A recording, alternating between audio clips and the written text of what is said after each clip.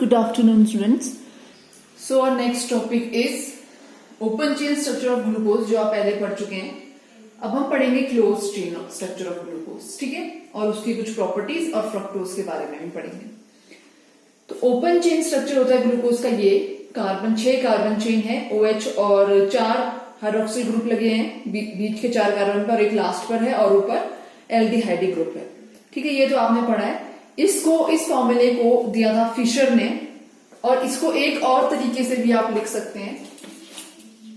वो कैसे, आपने लंबी सी लाइन देनी है, टॉप पे क्या लिखा है CHO तो लिखो, और लास्ट में क्या लिखा है CH2OH.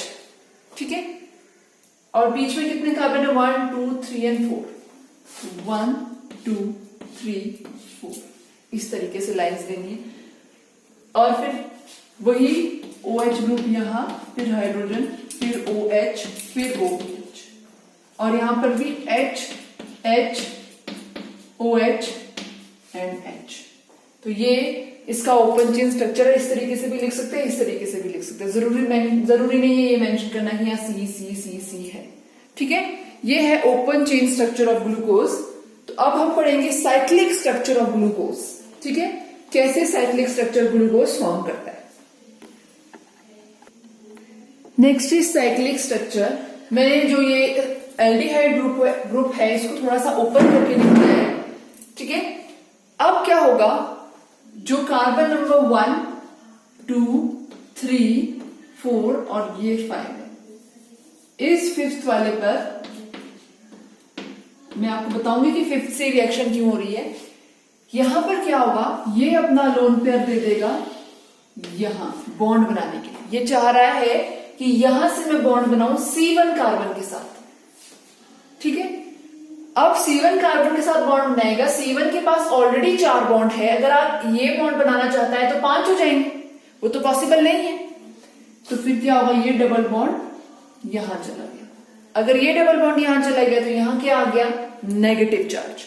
नेगेटिव चार्ज आ गया, उसके पास जाएगा ये हाइड्रोजन, उस नेगेटिव पार्ट के पास. ठीक है, अब देखो क्या बना,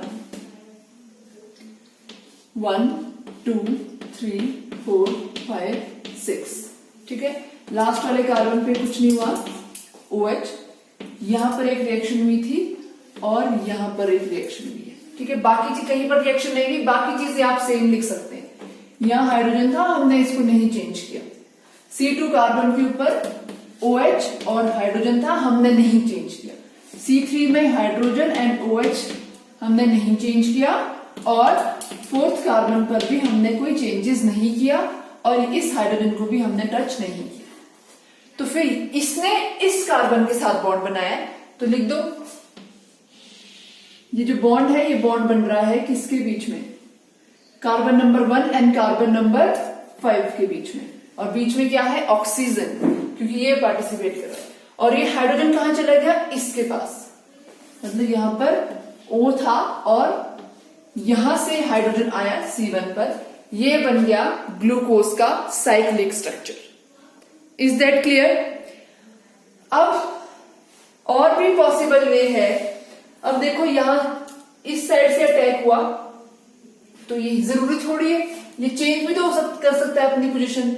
अभी OH है, इस तरीके से देखो, मैं ये मेरा लेफ्ट हैंड साइड है, ये मेरा राइट साइड है, तो ये लेफ्ट साइड है और ये राइट साइड है. अभी ये कहां प्रेजेंट है, राइट साइड. लेफ्ट में भी तो जा सकता है, जाएगा. तो यहां मैं लेफ्ट का बना रही हूं, मतलब इसी से चेंजेस होगा. जैसे इससे ये बना है, इससे ये भी बनेगा जो मैं अब बना रही हूं.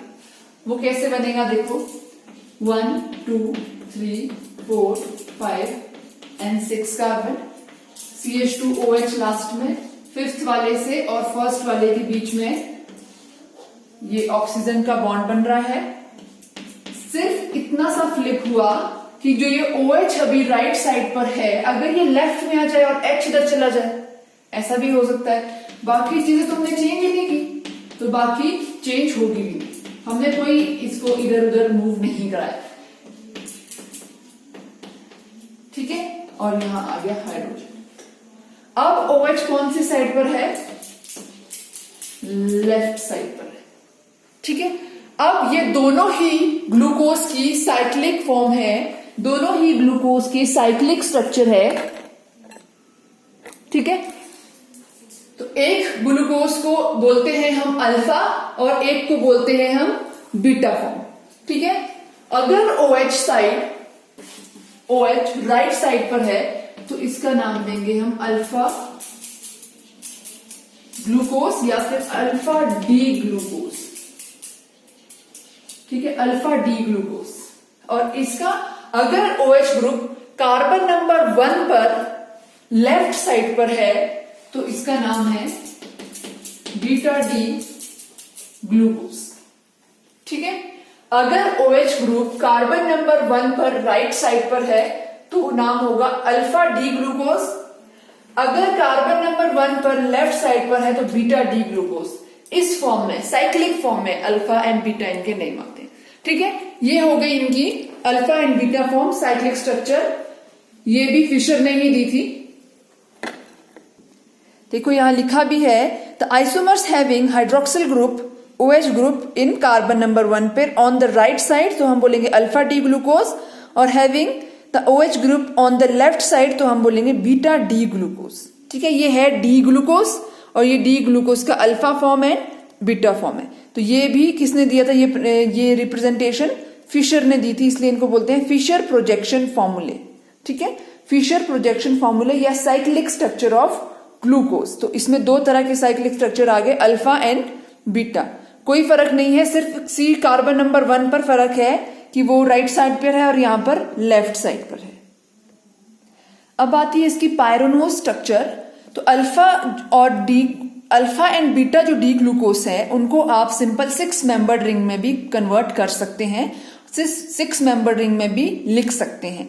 उसको बोलते हैं पायरोनोज स्ट्रक्चर। पायरोनोज क्यों बोलते हैं? क्योंकि इनका स्ट्रक्चर जो है वो इससे रिजेंबल करता है थोड़ा सा। 6 मेंबर्ड रिंग है, देखो 1 2 3 4 5 कार्बन और 6 ऑक्सीजन है।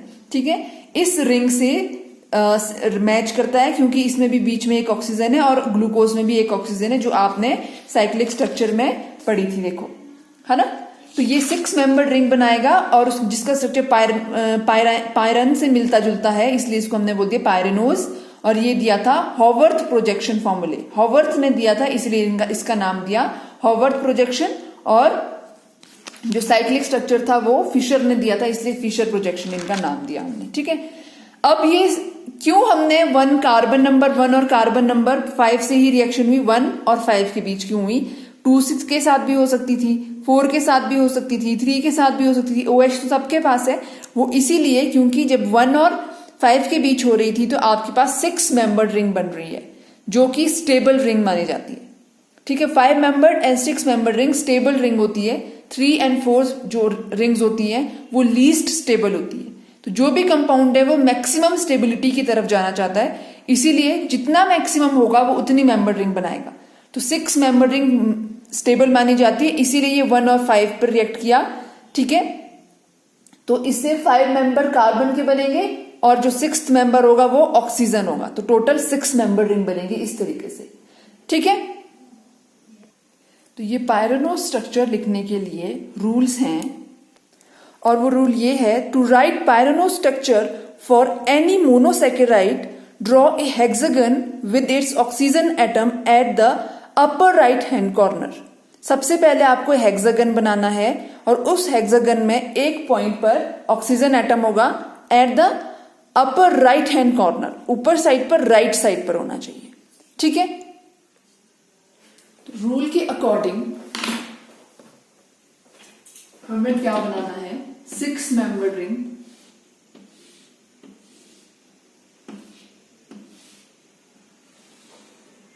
ये हो गई 6 मेंबर्ड रिंग। ठीक है, हेक्सागन बनाना है जिसमें ऑक्सीजन अप साइड होनी चाहिए और टॉप राइट कॉर्नर में होनी चाहिए, जो कि है। नेक्स्ट रूल है द टर्मिनल CH2OH, एक साइड पे अगर आप देखेंगे एक टर्मिनल पे CH2OH ग्रुप है, लास्ट वाले टर्मिनल पे। वो क्या करना है आपने? Is always placed above the plane, उसको हमेशा प्लेन के ऊपर रखना है, ऑफ द हेक्सागन रिंग, ठीक है, वो हम रख लेंगे, CH2 ग्रुप को सबसे टॉप पे रखना है। फिर place all the groups on C1, C2, C3 and C4 carbon पर जो भी ग्रुप्स हैं which are present on the left hand side of the Fischer projection, जो फिशर प्रोजेक्शन के लेफ्ट साइड पर हैं, above the plane of the ring, वो plane में आपने ऊपर को रखने हैं और जो राइट साइड पर है वो आपने नीचे को रखने हैं। जैसे ये फॉर्मूला है ना, ये फिशर प्रोजेक्शन है, जो C1, C2, C3, C4 carbon पर जो भी लेफ्ट साइड पर है, ठीक है, ये वाला, वो आपको अबव द प्लेन रखना है, इस साइड वाली, और जो ये राइट साइड पर है ये आपको बिलो द प्लेन रखना है। अब देखो कैसे। हमने क्या पढ़ा था कि ऑफ साइड रखना है, ये है एक, और दूसरा ये था कि जो ये CH2 ग्रुप, CH2OH ग्रुप है, ये आपको अबव द प्लेन रखना है हमेशा। तो ये सबसे पहले तो देखो, ये जो ऑक्सीजन है, ये वाली ऑक्सीजन है, ये कहाँ अटैच है, एक कार्बन नंबर 1 और एक कार्बन नंबर 5 से अटैच। तो ये अटैच है एक कार्बन नंबर 5 से और एक कार्बन नंबर 1 से, ठीक है। इसका मतलब ये 5 है और ये 1 है, या ये 1 है और ये 5 है। पर जनरली याद रखना कि राइट साइड को जाना है तो ये C1 रखना हमेशा, C1, तो ये क्या होगा फिर C5। बात समझ आई। ऑक्सीजन C1 और C5 से अटैच है, तो या तो ये C1 है या ये C1 है, या ये C5 है या ये C5 है। तो मैंने कहा आपको जो राइट साइड पर रखनी है आप हमेशा C1 रखना और ये C5। तो फिर ये क्या होगा C2, ये C3 और ये C4, मतलब 1, 2, 3, 4 and 5 and 6। तो उसमें कहा था रूल में कि जो टर्मिनल पे ये CH2OH ग्रुप है ये आपने सबसे ऊपर रखना है, ठीक है, सबसे अबव द प्लेन, मतलब ऊपर की डायरेक्शन में ऐसे रखना है CH2OH, क्योंकि ये 5th कार्बन पे देखो, 5th कार्बन पे CH2OH अटैच है, तो मैंने अबव द प्लेन रख दिया। फिर दूसरा क्या है हाइड्रोजन, वो बिलो द प्लेन रखना है। बाकी के लिए रूल फॉलो करना है। क्या rule, C1, C2, C3 and C4 carbon पर जो भी ग्रुप्स लेफ्ट साइड पर है उनको आपको अबव द प्लेन रखना है, ठीक है। अब आते हैं वापस C1 से स्टार्ट करते हैं। C1 और लेफ्ट साइड क्या है हाइड्रोजन, तो अबव द प्लेन, और जो OH है ये राइट साइड पर है, ये बिलो द प्लेन, तो नीचे को लिख दिया। अब फिर से यहां जाओ, फिर से अबव द प्लेन और ये बिलो, तो नीचे की डायरेक्शन, और फिर ये C कार्बन पर OH यहां और ये वाला H नीचे, फिर C4 पर H ऊपर OH नीचे, ठीक है। अब देख लो क्या ये कंप्लीट हो गया है, अब ये कंप्लीट है। तो ये आपके पास कौन सा स्ट्रक्चर बना है, अल्फा का पायरनो स्ट्रक्चर बना है। तो इसको आप क्या नाम देंगे अब, अल्फा डी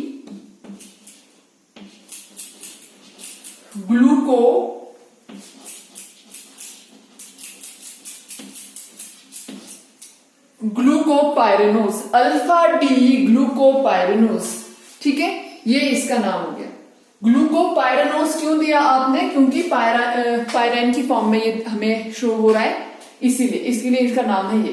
तो आपको सबसे इंपॉर्टेंट चीज है कि आपको रूल याद होना चाहिए कि रूल में क्या था कि सबसे पहले आपको हेक्सागन रिंग बनानी है जिसमें ऑक्सीजन को आपको टॉप राइट कॉर्नर में रखना है। सेकंड जो है जो CH2 ग्रुप है उसको आपने, CH2OH ग्रुप है जो लास्ट 6 कार्बन है उसको आपने सबसे ऊपर रखना है, अबव द प्लेन रखना है। बेशक वो लेफ्ट साइड पर है राइट साइड पर, इससे कोई मतलब नहीं है, उसको अबव द प्लेन ही रखना है। तो उसका जो दूसरा कंपोनेंट है वो ऑब्वियस से बिलो द प्लेन ही आएगा, ठीक है। और बाकी जो कार्बन एटम है C1, C2, C3 and C4, इसमें जो लेफ्ट साइड पर है उनको अबव द प्लेन रखना है और जो राइट साइड पर है इनको बिलो द प्लेन रखना है, ठीक है। इस तरीके से आपने ये स्ट्रक्चर बनाया अल्फा का। इसी तरह से आप बीटा का भी स्ट्रक्चर बना सकते हैं। बीटा में क्या चेंजेस होंगे देख लो। बीटा में एक ही फर्क था कि ये OH यहां पर H था और यहां OH था, ऐसा था बीटा के लिए। तो ये अब इसका नाम क्या हो गया, अल्फा ना होकर बीटा। रूल अभी भी सेम, बिल्कुल सेम। चेंजेस कहाँ है, सिर्फ C1 कार्बन पर चेंज आया है, तो C1 पर ही चेंजेस होंगे। क्या, जो लेफ्ट साइड पर है वो अबव द प्लेन OH, और ये हमें चेंज करना पड़ेगा, OH अबव द प्लेन और H बिलो द प्लेन।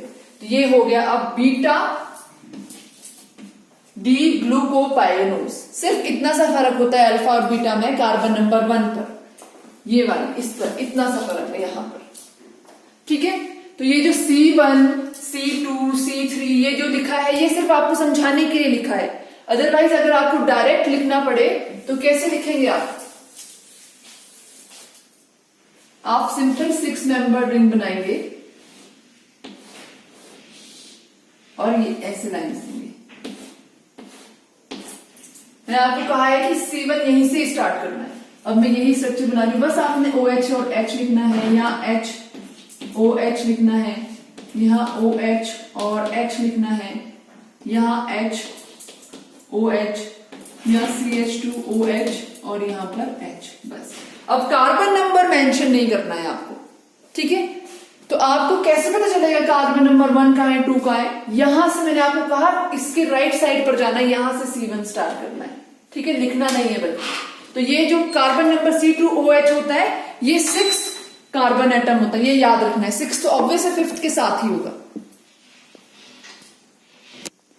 अब अल्फा बीटा बनाने के बाद जो बीटा है उसको मोर स्टेबल कहा गया है। क्यों, देखो OH OH सेम साइड पर चलेंगे नीचे, मतलब थोड़े से हाइड्रोजन से तो बल्कि ग्रुप है, सेम साइड पर चलेगा। हालांकि यहाँ ऑपोजिट है, यहाँ भी ऑपोजिट है, ऊपर और नीचे है, यहाँ भी ऑपोजिट है, ऊपर और नीचे है, बट यहाँ पर एक कार्बन नंबर 1 और 2 में सेम साइड पर चले गए हैं, तो ये इनमें थोड़ी सी स्टेरिक हिंड्रेंस हो सकती है। और यहाँ अगर आप चेक करें तो पूरा ऑपोजिट है, OH ऊपर, फिर यहाँ पर नीचे, फिर ऊपर, फिर नीचे, फिर ऊपर, ये देख लो ऊपर नीचे है, तो इसलिए ये ज्यादा स्टेबल है क्योंकि यहाँ लेस स्टेरिक हिंड्रेंस है, मतलब है ही नहीं है। और यहाँ पर C1 और C2 कार्बन में है क्योंकि ये दोनों ही बल्कि ग्रुप डाउन द प्लेन चले गए हैं और इनमें इसकी वजह से स्टेरिक हिंड्रेंस हो रही है।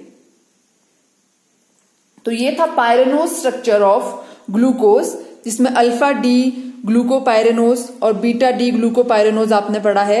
ये बहुत इंपॉर्टेंट स्ट्रक्चर है, आपको बनाने आने चाहिए। इसके लिए रूल है जो बिल्कुल सेम है, और जो हम फ्रैक्टोज पढ़ेंगे उसके लिए भी बिल्कुल सेम रूल्स है।